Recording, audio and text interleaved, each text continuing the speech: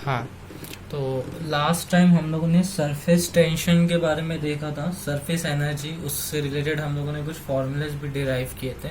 उसी से रिलेटेबल थोड़ा सा टॉपिक है जो है एंगल ऑफ कांटेक्ट। ठीक है, एंगल ऑफ कांटेक्ट क्या होता है? तो बेसिकली पतली सी कैपिलरी ट्यूब टाइप स्ट्रक्चर अगर लेते हैं हम लोग, तो उसके अंदर ऐसा मिनिस्कस टाइप स्ट्रक्चर देखने को मिलता है। ये मिनिस्कस वर्ड क्या है तो हम लोग आगे देखते हैं क्या होता है करके। ठीक है, मतलब क्या ये जो कैपिलरी एक्शन है वो तो मैं तुमको बाद में बताऊंगा क्या हो रहा है बेसिकली, बट यहाँ पर जो मेरे को बताना है एंगल ऑफ कांटेक्ट होना, मतलब कभी भी देखिए रहेगा आप लोगों ने कि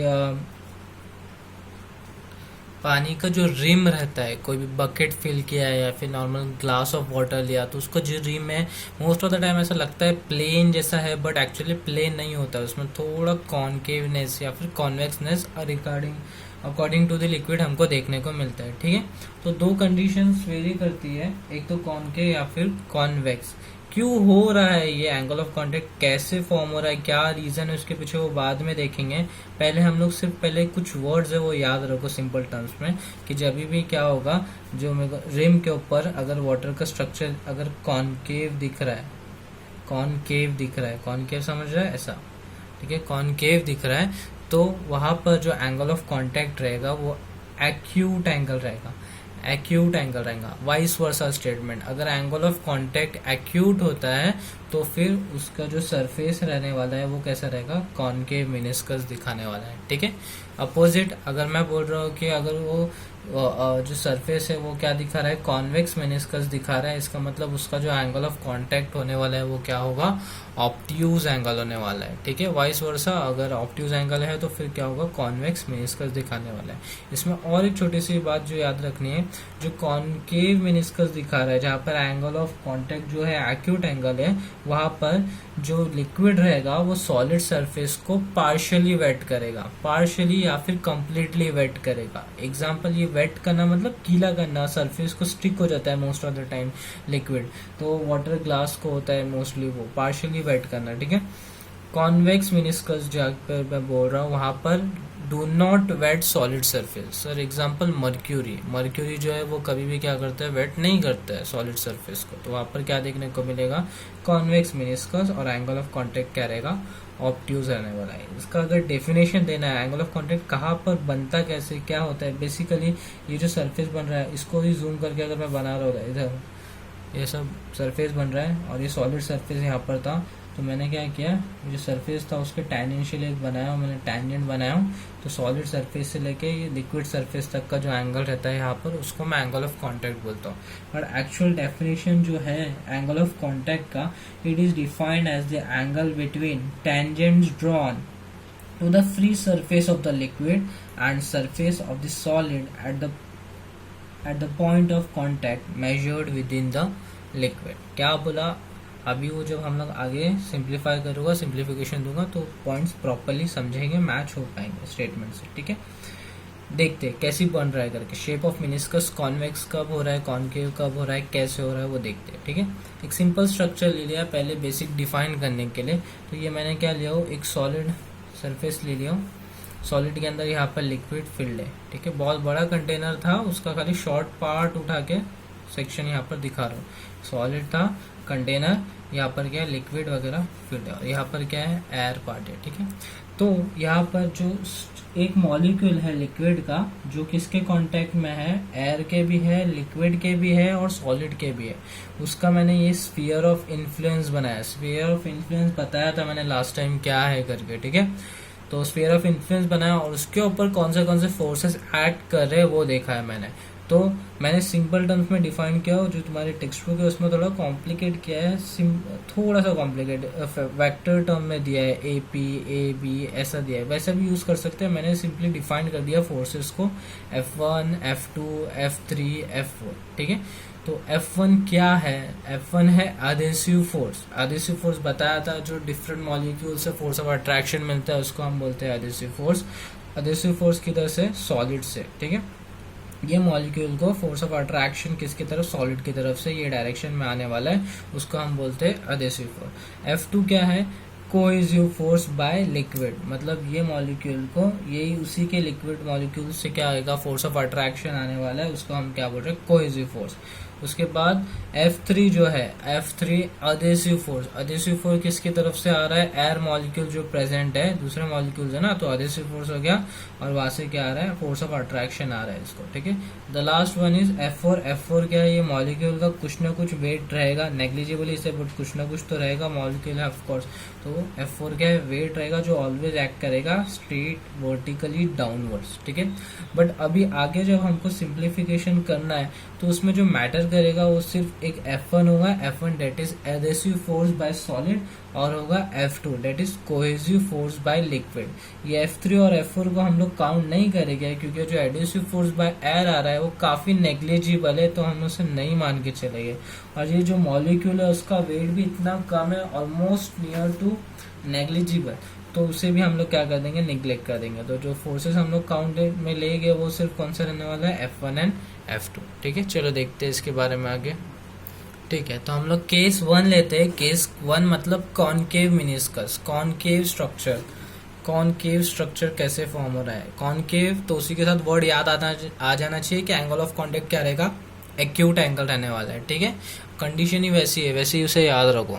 तो कॉनकेव या फिर एक्यूट एंगल कब फॉर्म हो रहा है, कैसे फॉर्म हो रहा है, देखते हैं, ठीक है। सेम स्ट्रक्चर लिया, ये सॉलिड सरफेस है, सॉलिड के साथ यहाँ पर लिक्विड कांटेक्ट में है, तो ये वाला पार्ट लिक्विड पोर्शन हो गया, ये वाला जो है वो एयर पार्ट हो गया।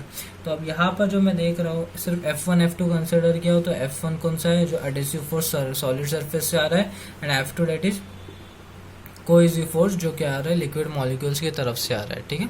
अब यहाँ पर मैं मान के चल रहा हूँ, मेरा कंसिडरेशन ये है कि जो अडेसिव फोर्स है वो काफी ज्यादा है compare to that cohesive force, ठीक है, ये मैं मान के चल रहा हूँ। तो F1 is quite greater than F2। मेरे को बताओ, हम लोग रिजल्टेंट निकालते थे दो फोर्सेस के बीच का, ठीक है। तो अगर एक फोर्स की वैल्यू ज्यादा है कंपेयर टू अनदर फोर्स, तो रिजल्टेंट क्या होता था, उसके नजदीक थोड़ा लाई करता था। तो यहाँ पर F1 की वैल्यू अगर ज्यादा है, तो रिजल्टेंट थोड़ा किसके फेवर में जाएगा, F1 के फेवर में, तो स्लाइटली किसकी तरफ रहेगा, F1 की तरफ रहेगा कंपेयर टू F2, ठीक है, चलेगा। फर्स्ट स्टेप क्या किया, F1 और F2 के बीच का रिजल्टेंट निकाल दिया। सेकेंड स्टेप क्या करना है, ये जो रिजल्टेंट हमें मिला है इसके परपेंडिकुलर एक लाइन ड्रॉ करनी है, ठीक है। ये जो लाइन हम लोग ड्रॉ करेंगे वो ऑटोमेटिकली टैंजेंट बनेगी किसके, तो ये जो लिक्विड सरफेस है ना, जो कर्वनेस दिखा रहा है, उसके क्या दिखेगी, वो टैंजेंट बनेगी, ठीक है। सेकंड स्टेप क्या बोला मैंने, आज जो रिजल्टेंट मिल रहा है उसके क्या कर रहा हूँ मैं, परपेंडिकुलर एक लाइन बना रहा हूँ, उसे हमें क्या बोल रहा हूँ, टैंजेंट बोल रहा हूँ, ठीक है। अब ये जो टैंजेंट लाइन बनी उसको मैं T बोल दिया हूँ। अब मैं क्या कर रहा हूँ, ये जो सॉलिड सरफेस था या फिर जो सरफेस है जो क्या कर रहा है, पार्टीशन क्रिएट कर रहा है बिटवीन सॉलिड एंड लिक्विड, वहां से मैं स्टार्ट करता हूँ और मैं जाता हूँ टैंजेंट जो मैंने ड्रॉ किया वहां तक। ये जो एंगल है, ये जो एंगल हम लोग मेजर करते हैं, इसे हम लोग क्या बोलते हैं, एंगल ऑफ कॉन्टेक्ट, ठीक है। अब डेफिनेशन में वापस पढ़ रहा हूँ एंगल ऑफ कॉन्टेक्ट का, देखो समझ में आ रहा है क्या। Angle of contact is defined as the angle between tangents drawn to the free surface of the liquid and the surface of solid at point of contact measured within the liquid, ठीक है। Justified हो रहा है, tangent drawn to the liquid और solid surface से start करते हुए हम लोग क्या बना रहे हैं, एंगल ऑफ कॉन्टेक्ट बना रहे हैं। ये कौन सा था, first case. Second case same पूरे कॉन्सेप्ट वही लगाने हैं। सेकंड क्या केस है, कॉन्वेक्स बोल दिया तो माइंड में आ जाना चाहिए अपने आप कि एंगल ऑफ कांटेक्ट क्या रहने वाला है, ऑब्ट्यूज एंगल रहने वाला है। कैसे देखते हैं, तो यहाँ पर सेम कंडीशन है, सॉलिड सरफेस एरिया, सॉलिड ये वाला पार्ट क्या है, लिक्विड पार्ट है, लिक्विड, और ऊपर क्या है, एयर है, ठीक है।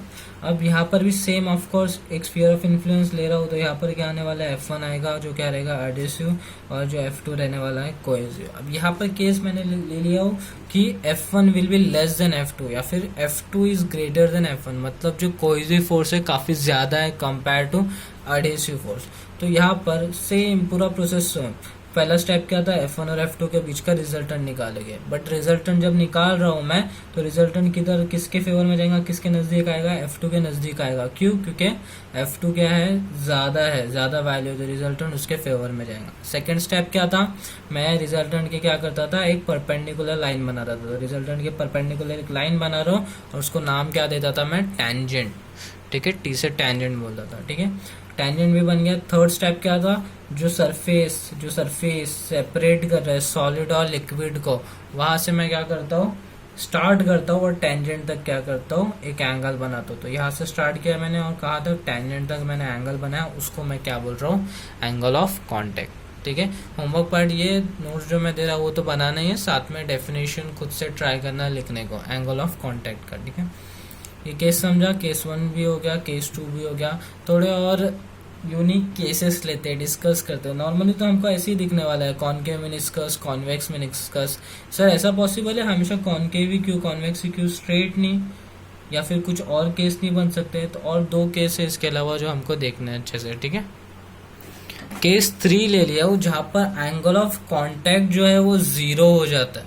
सर पॉसिबल है, देखते हैं। चलो क्या केस है इसमें, जब मैं वही पूरा स्ट्रक्चर सेम है, सॉलिड सरफेस है, यहाँ पर लिक्विड बनाया हूँ, लिक्विड ये वाले हिस्से में, यहाँ पे क्या है, एयर है। F1 है, हाँ यहाँ पर एक मॉलिक्यूल प्रेजेंट था, F1 है मतलब एडिसिव फोर्स है वहां पर। F2 नहीं है, तो वैल्यू क्या हो गई उसकी, 0। F2 की वैल्यू 0, मतलब कुछ है ही नहीं इनमें कोहेसिव फोर्स। तो क्या आया, सिर्फ अडेसिव फोर्स ही आ रहा है, और अडेसिव फोर्स ही है तो इसका रिजल्टेंट कहाँ पर जाएगा, एक ही फोर्स है तो वही रिजल्टेंट हो गया उसका। तो रिजल्टेंट का डायरेक्शन भी क्या हो गया, यही हो गया। F1 is only the resultant. अब सेकंड स्टेप क्या था, रिजल्टेंट के परपेंडिकुलर क्या करता था, एक लाइन बनाता था। तो रिजल्टेंट के परपेंडिकुलर एक लाइन बनाया मैंने जब, तो वो लाइन किधर से पास हो रही है, वही सरफेस से पास हो रही है जो पार्टीशन क्रिएट करता था सॉलिड और लिक्विड में। थर्ड स्टेप क्या बोलता था मेरा, कि मैं जो पार्टीशन क्रिएट होता वहां से स्टार्ट करता हूँ और टेंजेंट तक जाता था, एक एंगल मेजर करता था। बट दोनों क्या हो रहे हैं, एक ही लाइन पे लाई कर रहे हैं, मतलब एंगल ऑफ कॉन्टेक्ट कुछ हुआ ही नहीं, वहां पर एंगल ऑफ कॉन्टेक्ट क्या हो गया, 0 हो गया। ठीक है, fourth case 4, that is angle of contact 90 degree. Angle of contact 90 degree possible है। चलो देखते हैं कब वो पॉसिबल है। सेम स्ट्रक्चर लिया, ये सॉलिड है, ये क्या हो रहा है, लिक्विड पार्ट है नीचे की तरफ, ऊपर एयर वाला पार्ट है। F1 क्या है, एडिसिव फोर्स है, F2 क्या है, कोहेसिव फोर्स है, और जो मेरा रिजल्टेंट है वो रिजल्टेंट एक्चुअली एग्जैक्टली कहाँ पे लाई कर रहा है, सरफेस पे लाई कर रहा है। ठीक है, सरफेस पे रिजल्टेंट मेरा लाई कर रहा है। और फिर सेकंड स्टेप क्या होता था, रिजल्टेंट के परपेंडिकुलर क्या करता था, टेंजेंट ड्रॉ करता था। तो टेंजेंट क्या हो रहा है, यहाँ पर बन रहा है। फिर थर्ड स्टेप क्या होता था, जो सरफेस पार्टीशन क्रिएट कर रहा है वहां से मैं स्टार्ट करता था और कहाँ तक मेजर करता था, टेंजेंट तक। तो एंगल कितना बन रहा है, 90 डिग्री। सर ये पूरा कब पॉसिबल है, जब F1 और F2 जब मैं लेता हूँ और उसका रिजल्टेंट एग्जैक्टली किधर, यहाँ पर परपेंडिकुलर लाई करे। सर ये कब पॉसिबल है, ये केस सिर्फ एक ही कंडीशन में पॉसिबल है, जब F1 की value will be F2 upon √2 होगी, तब ये कंडीशन पॉसिबल है। ठीक है, तो सर फॉर एक्यूट एंगल, इससे फिर एक रिलेशन मिल गया ना, इक्वल हो रहा है, तो फिर ज्यादा कौन कम कौन हम लोग बता सकते हैं इसमें। फॉर एक्यूट एंगल हमको क्या कंडीशन मिल रही है, कि F1 will be greater than F2 upon √2, क्योंकि F1 देखो ना यहाँ पर इक्वल है। अगर F1 ज्यादा रखूंगा तो यहाँ पर रिजल्टेंट आएगा ना, तो रिजल्टेंट आता था, फिर फर्स्ट केस वाला हो जाएगा कंडीशन, और वहाँ पे क्या हो जाएगा, एक्यूट एंगल मिलेगा। ऑप्टिक एंगल में क्या होता था, F2 ज्यादा होता था, F2 के फेवर में जाता था, तो F2 अपॉन √2 की वैल्यू ज्यादा रहेगी F1 से, तब जाके क्या होगा, ऑप्टिक एंगल मुझे मिलेगा।